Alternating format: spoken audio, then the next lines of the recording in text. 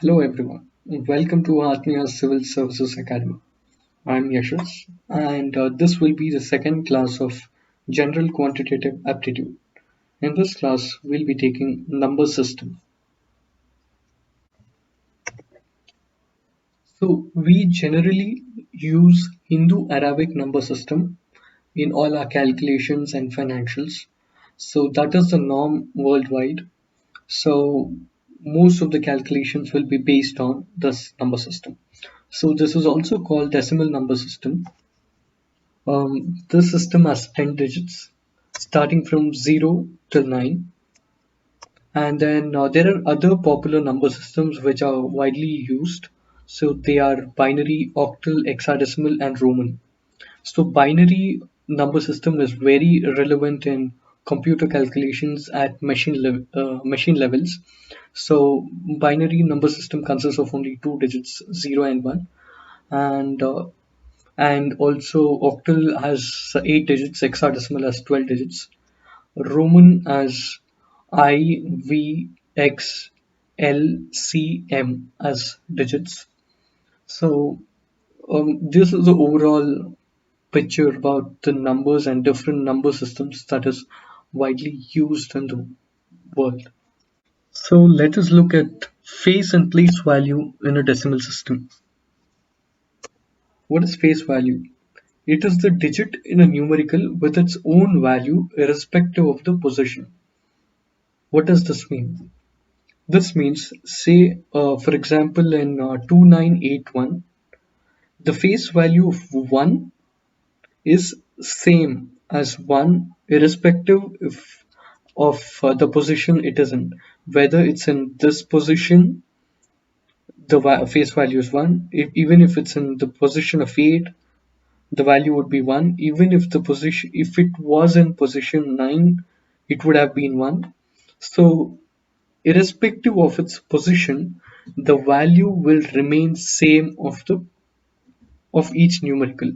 So the face value of 2 will always remain 2 irrespective of its position. Face value of 9 will always remain 9. The face value of 8 will always remain 8, and face value of 1 will always remain 1. So let's look at what is place value. Place value is the numerical value that a digit has by virtue of its position in a number. So we'll have to look at this point, virtue of its position, which means, so unlike face value, place value changes based on the position it is in. So let's see, take the same example 2981.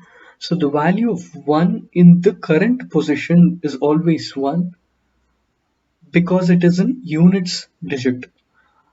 Add 1 being in the place of 8, the value of 1 would have, the place value of 1 would have been 10.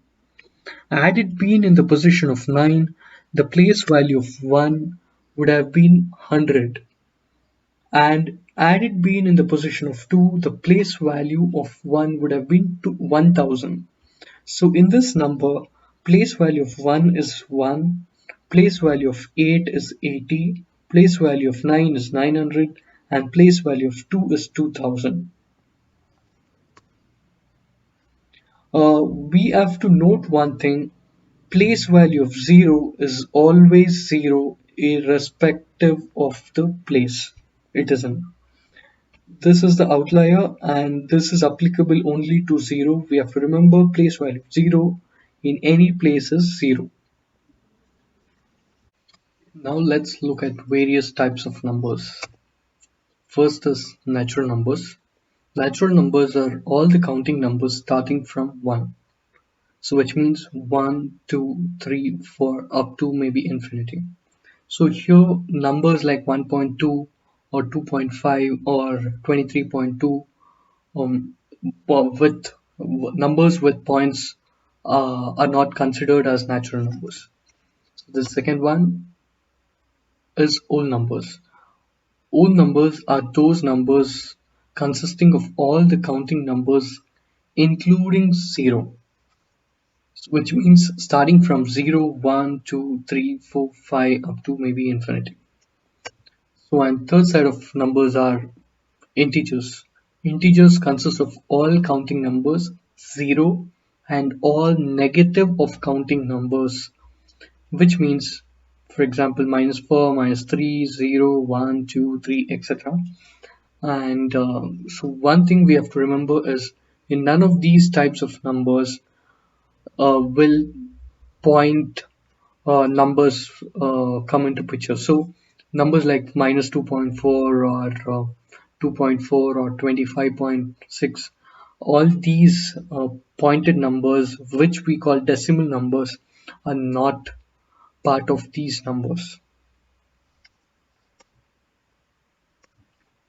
So now let's look at even and odd numbers. Even numbers are those numbers which is completely divisible by 2 without leaving any remainder.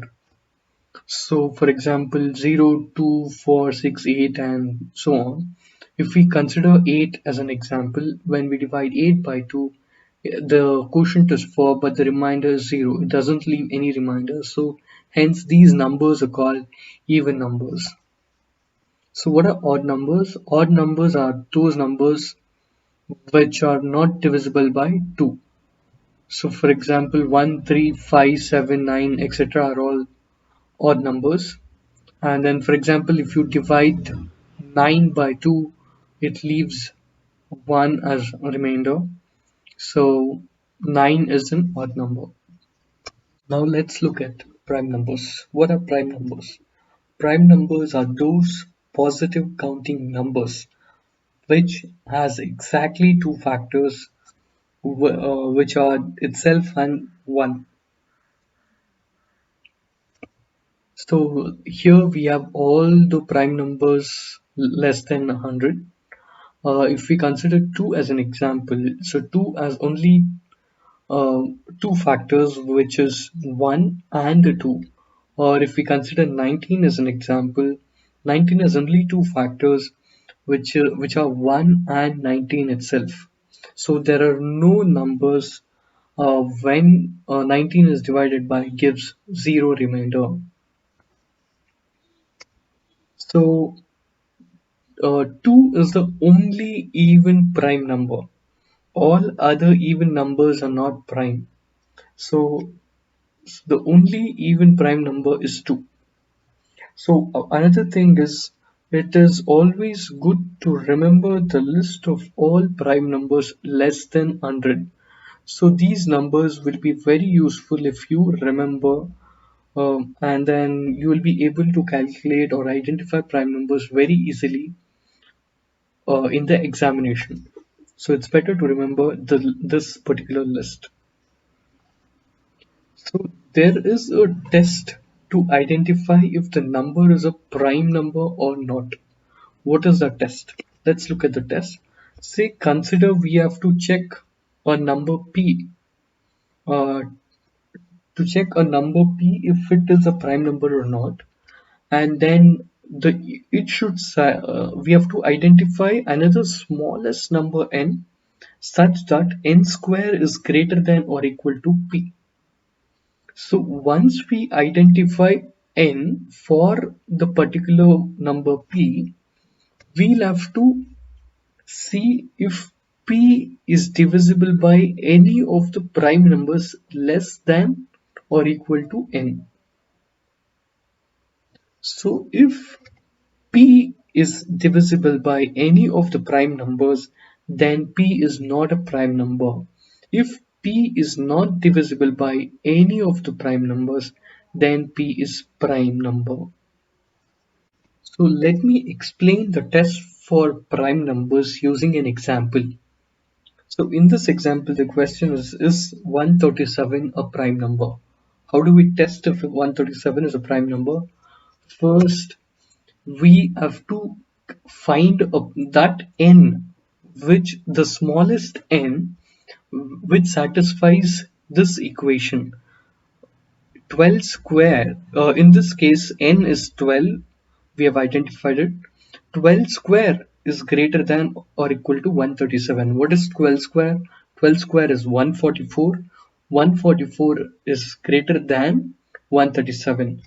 We know that any number above 12 is also greater than 137. So we have to remember the smallest number which satisfies this equation. So 12 is the smallest number which satisfies this equation. Say suppose if we consider 11, 11 square is 121. This is not greater than 137. So the n is 12. So after finding n, we have to identify all the prime numbers less than n. Here n is 12, so all prime numbers less than 12 are 2, 3, 5, 7, 11. So prime numbers less than 12 are 2, 3, 5, 7, 11. So none of then we have to divide 137 by all these numbers separately. So we get to know that none of these numbers divide 137 completely. It leaves some remainder. So hence this 137 is a prime number. Let's look at another example to see the test for prime numbers. So is 811 a prime number?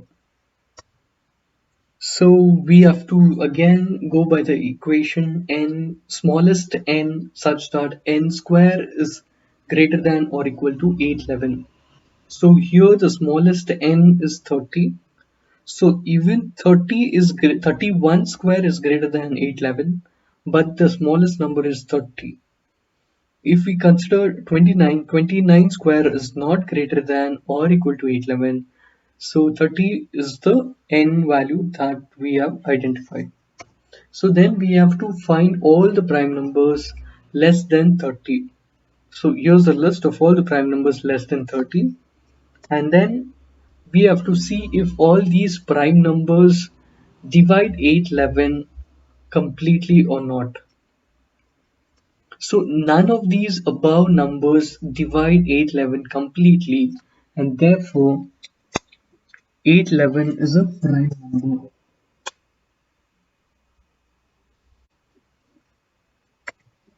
So we have come to the end of today's class. In the next class, I'll be taking lessons on shortcuts to additions, subtractions, multiplication, division, um, calculating squares of a number, square roots of a number in a simplified manner.